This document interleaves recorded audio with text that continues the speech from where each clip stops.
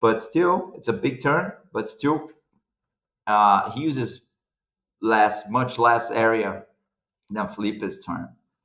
Felipe's turn was like maybe twice as big as this one in terms of wave area usage. So Felipe's turn was bigger, like bigger arc, the radius of the turn much bigger. This one's powerful, but kind of not bad at all. It's really great turn, but still it's tighter. It's not that long. And then the second turn, deep bottom turn again, attacks the lip, just pushes the tail.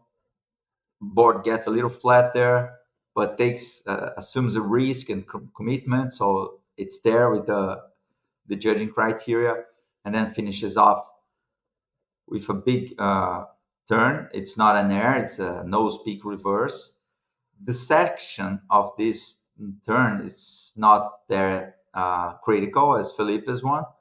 You see, there's the lips already falling. There's a little bit of foam there.